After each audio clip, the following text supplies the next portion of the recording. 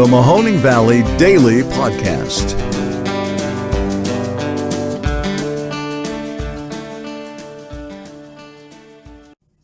Hello, everybody, and welcome to another episode of the Mahoning Valley Daily Podcast.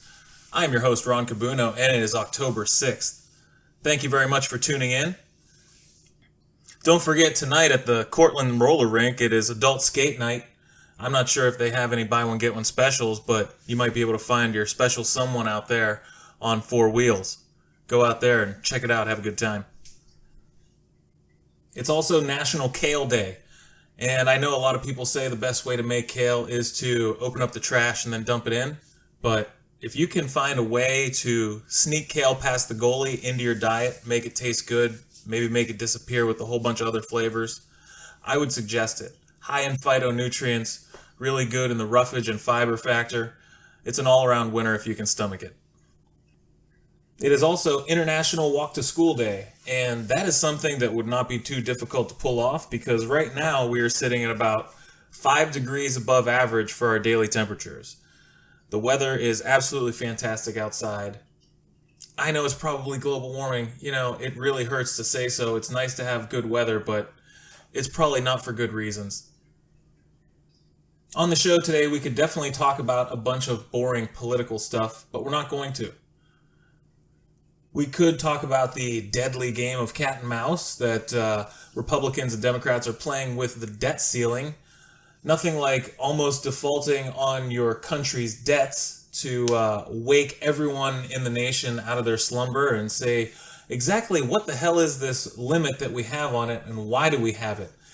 We're essentially saying that we are not going to pay the credit card on things we have already spent money on. We can talk about future spending limits on future spending, but we cannot talk about not paying our bills. So this is an absolutely irresponsible tact that the Republicans are taking, and the Democrats, with a little bit of cajoling from Biden, are saying that everything's on the table, even quote-unquote the nuclear option, which means lowering the threshold for a filibuster, maybe specifically just for this, but it's a slippery slope that I know a couple of senators named Manchin and Sinema do not want to go down. So they're probably going to have to find some other way to do it. Throw it in the old reconciliation package, maybe. They're saying that would take too much time. And, well, that's a whole nother story. Let's just say that the debt crisis needs to be handled as quickly as possible before we get another possible downgrade, the second ever in the country's history. And we would really hope to never have a default. So we need an answer to this crisis as soon as possible. But yeah, we could also talk about the boring infrastructure and reconciliation bills. All I know is that one or both of them are going to get done. That's my prognostication on that one. Because you essentially have one that's in the bag but does not want to be voted on by the Progressive Caucus. And when push comes to shove, they're going to take a win, I hope, because it's good for everybody. Both sides were able to come to the table on it, so both sides are getting things out of it. Just really banging my head, wondering why they can't take the win. And the reason being is because they want a whole lot of other stuff in the reconciliation bill. All right, I'm not going to go too deep into the woods into the weeds either way on this one. I just know that there are a lot of things that could probably be done on standalone legislation, whether you're talking about voting rights or you're talking about health care for families, whatever it may be. I know that a lot of those independently of a giant bill are winners. And so the fact that they're trying to get everything done right now when you have an economy that is still sputtering because of COVID lingering, not everybody has the stomach for that big of a price tag. So I think when you're able to come to a compromise, they said it started at 6, Manchin wants 1.5. They're at 3 right now. They're probably going to come in at 2. I think they're going to be able to get it done. I think there's actually going to be a compromise within the center and left of the Democratic Party, and it's going to come in about $2 billion, but it's going to take a really long time and a lot of hemming and hawing before that comes to pass. We could talk about the Facebooks. The Facebooks is in the news, but you already know what you need to know. Essentially, they're doing really bad things, and the old people up on Capitol Hill want Zuckerberg to march his little curly-haired butt up there and do some splaining. So that's always good for a laugh. We'll see what they're able to come up with this time. But definitely some real nefarious stuff going on, and it'd really be nice if they were held to task for a lot of it, but I doubt that will happen. And so for the rest of our time today, we're going to talk about the Urban Meyer situation. I don't know if you've been keeping up on this, but old Herb is in a heap of trouble down there in Jacksonville. Now, he might have gone down there because he loves Waffle House, because that place is crawling with him. But the reality is he went down there because he was hitching his wagon to the shooting star that is, and possibly was, Trevor Lawrence, the number one pick and has been number one pick coming out of Clemson for the past 4 years. So he finally decides to go pro, and Urban is ready and waiting right there for him. This is Urban's first chance in the pros, and he really doesn't know too much about losing. Every place that he's gone before in the college ranks, he has turned around from worst to first, or from wherever they were at to the top of the heap in very short order. So he was pretty sure that he was going to be able to make his stamp on this organization right from day one. Well, he did, and he did it with a couple controversial measures that probably didn't win the locker room over.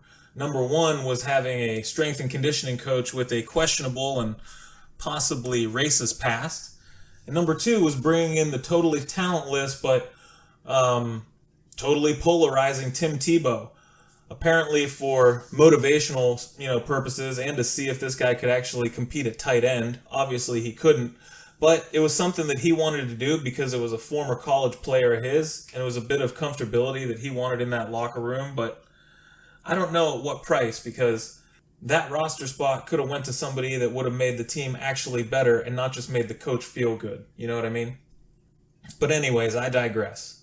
The Jaguars have started off their season 0-4, and this apparently is not sitting well with the old ball coach. Now listen, every coach who's worth his salt is pretty cutthroat, but a lot of them can do it with a smile on their face. If you look at, the Walrus Andy Reid, he's even more jovial. But I'm talking about people like Pete Carroll in Seattle, or even Ed Ogeron in the college ranks. Heck, even the stuffiest of them all, Jim Tressel. You know that man loves screaming and yelling at people to make sure they get stuff done right. But he's also seemingly a good human, and a compassionate one at that. Same thing with Nick Saban, I hate to say it. There have been many moments where I've seen him in interviews or just talking to players on the sideline after he has totally reamed them out, where he's playing the father figure big time and really giving them a shoulder to lean on. But old Urban, man, I don't know. He's always struck me as a real icy dude. And so maybe to me it doesn't come as that much of a surprise as I would see him wallowing at his own bar and restaurant after his fourth consecutive loss to open up his first professional season. So the story is essentially that video has leaked out that some very, very young woman was grinding up on him at the bar that he owns in Columbus. He was there, of course, just soaking in the fourth loss that he took in Cincinnati right down the road a couple hours prior. Should he have probably been on the flight back to Jacksonville or wherever the team was going that he coaches with the team? Yeah, I would say so. But even if he wanted to stay back and be at his own establishment for whatever reason, should he have probably not been completely tanked as he seemed to have been? Also, yeah, probably. But then for me, the icing on the cake is the apology. He essentially still looked hungover, poorly shaven, looking down at his notes the whole time, and extremely mumble-mouthed. It was like he got sent up there by a parent and was reading off of scripts as some kind of scolded teenager. Not a good look. And so it really leads me to wonder, how much leadership does this guy have, especially in times of peril? I wonder if he's going to be able to stick out this entire, what could be horrific first season in the NFL. You know, Troy Aikman notoriously went like 1-15 his first season in the league. And as we all know, Jimmy Johnson went on to really great things. And we also know that coaches are on much shorter leashes nowadays, but this one, I think Urban might show himself the door.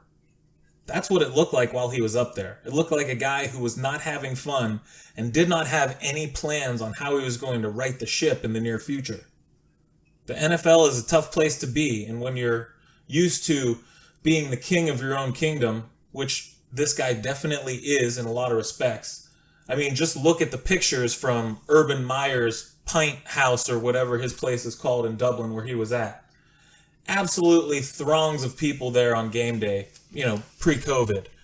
Now just imagine if you are old Herb and you walk into that place. That's essentially like having, a skull session or 100,000 rabid fans shouting your name whenever you're doing the right thing. And he has that on tap whenever he wants.